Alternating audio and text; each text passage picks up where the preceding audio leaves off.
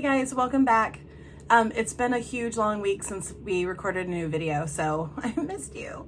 If you guys didn't hear or know, I broke my phone, and then because of COVID-19, it took a really long time to try to get it fixed, and then I couldn't get it fixed because, you know, COVID-19. So instead I just decided to buy a new phone, but I had to wait for it to be delivered, and then once it was, there was all these problems trying to set it up. So anyway, regardless, I'm back. So today there's a very special shout out from Cartemus. He says, thank you all for being the best classmates you possibly could be. And also he hopes that you're all staying safe and healthy. All right, guys, let's jump into today's lesson. Today we're looking at dividing with 2 decimals. Before we had divided with 1 decimal and then put a decimal into our problem to move it. Today we're looking at division problems that already have decimals in them and what to do. All right, guys, see ya in the work. All right, so we've got this problem here of 3.5 being divided into 1715. So we did this last time we did math where we had a decimal outside and we were dividing it into a number that didn't have a decimal. So remember, I cannot divide with decimals outside of the number. They have to, inside is okay, but outside is not okay. Remember, it's similar to our dividing with fractions. There's no real dividing with fractions. I make a change so I can do the problem. Same thing here. There's no dividing with decimals. I make a change so I can do the problem. I'm going to move the decimal place 1 place here and put it in between the 5 and the division symbol. And inside, I have to make it match. Remember that whole concept about seesaw? You're always trying to keep them even. If that one kid takes his backpack off, the other kid has to take off his backpack. Same thing here. I'm going to add that decimal to the end of the digit and I'm going to move it 1 place. Okay. I don't stick the decimal anywhere I want. If a number does not have a decimal, the decimal is at the end of it. It's invisible because I don't need it. Do not just put the decimal anywhere in the problem and then move it. That is not the same thing. 1,715 is not the same thing as $17.15. Otherwise, sign my paychecks, but I want the big one, okay?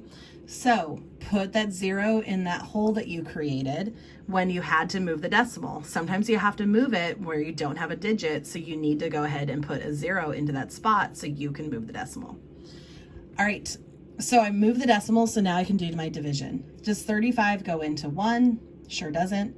Does 35 go into 17? Nope. Does 35 go into 171? It does. Obviously, 35 is smaller.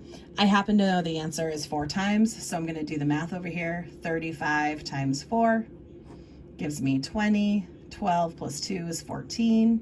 So I get 140.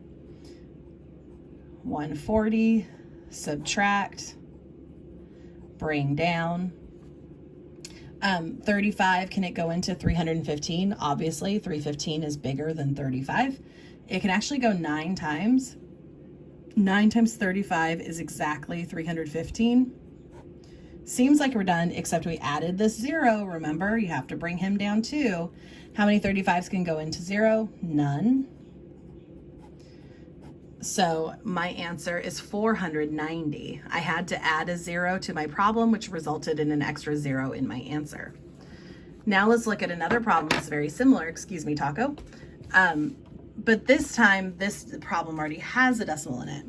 So if I have 3.15, same number, going into the same number, only this time it is 17.15.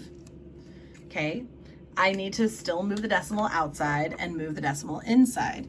So I move this 1 spot, so the decimal is in between the last number and the division symbol. Now here, I'm also only going to move it 1 spot. Sometimes kids feel the need to move it 2 spots to get it out of the problem. But remember, I'm only moving it as many times as I moved it outside. Since it only moved once outside, it's only going to move once inside. You do not have to move it to get rid of it. You have to match 1 and 1. Okay, so now I have a decimal inside, and decimals inside are okay. Decimals outside are not okay.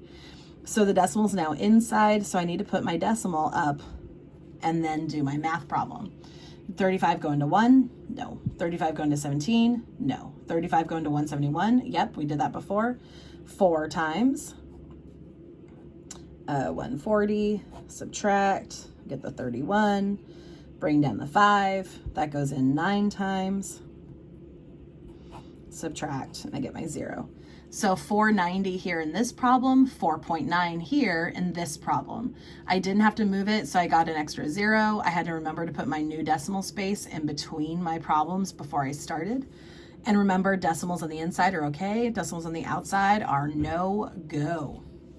All right, so the work for today is going to be page 174, problems 17 through 22.